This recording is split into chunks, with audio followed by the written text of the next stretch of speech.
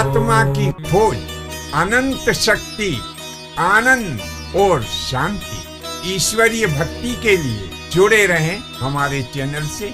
आपका अपना चैनल गुरु अशोक तिवारी, लाइक और सब्सक्राइब करना ना भूलें। धन्यवाद। जय माता की, जय परशुराम। श्री गणेशाय नमः। प्रिय बंधुओं, गरुड़ पुराण के बारे में भी लोगों ने तरह तरह की भ्रांतियां समाज में फैला रखी हैं। लोग बाग यह कहते हुए पाए जाते हैं कि भैया गरुड़ पुराण तो तभी बिठाया जाता है जब किसी के यहाँ किसी की मृत्यु हो जाती है। भला बताइए, मृत्यु होने के पश्चात ही पुराण को बिठाने का नेम लोग बाग बता रहे हैं। ये धारणा बिल्कुल ही गलत है। अब हम आपको बताते हैं कि मृत्यु के पश्चात जब किसी के यहाँ पर जो गरुड़ पुराण का आयोजन किया जाता है उस समय क्या होता है। उस समय पूरा परिवार गम, दुख और रंज में डूबा रहता है। तो उचित प्रकार से पुराण तो कोई सुन नहीं पाता है।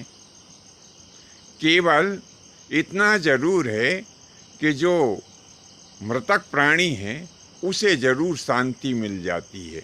बाकी परिवार के लोग उस समय उस पुराण का पूरा ज्ञान ले नहीं पाते हैं। इसीलिए परिवार को उस समय गरुड़ पुराण का जो आयोजन किया जाता है उसका कोई विशेष लाभ प्राप्त नहीं होता है। अब इस पुराण का संपूर्ण लाभ लेने के लिए जनसामान्य क्या करें।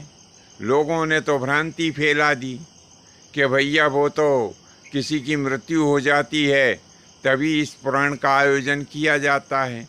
अब फिर जन सामान्य को कैसे इसका ज्ञान प्राप्त हो, उसके लिए क्या करना चाहिए।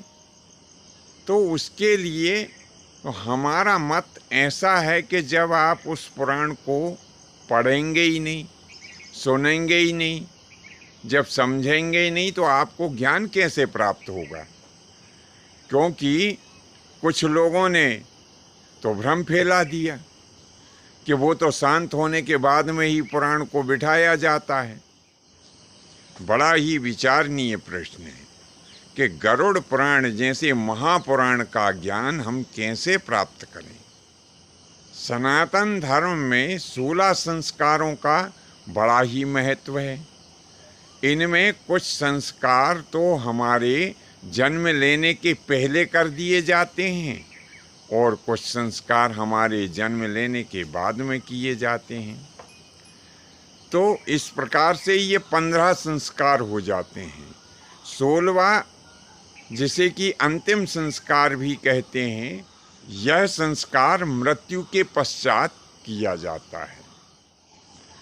अब जब हम किसी व्यक्ति के शव को मुखाग्नि देने के लिए तैयार करते हैं तो उसके पहले बहुत सारी क्रियाएं की जाती हैं। तो इन सब क्रियाओं का वर्णन गरुड़ पुराण का जो प्रेत खंड है उसमें बताया गया है। अब फिर यहाँ पर वही प्रश्न उठता है कि जब हमने उस पुराण को पढ़ा ही नहीं है, सुना ही नहीं है, समझा ही नहीं है, तो फिर हम वो क्रियाएं कैसे करेंगे। तो हमें अंत्येष्टि की संपूर्ण क्रियाओं को करने के लिए, उन क्रियाओं को समझने के लिए अपने जीवन में गरुड़ पुराण का आयोजन भी उसी प्रकार से करना चाहिए जिस प्रकार से हम श्रीमद् भागवत, शिव पुराण, विष्णु पुराण आदि और दूसरे पुराणों का जो आयोजन करते हैं, इसी प्रकार से गरुड़ पुराण का भी हमें आयोजन करना चाहिए।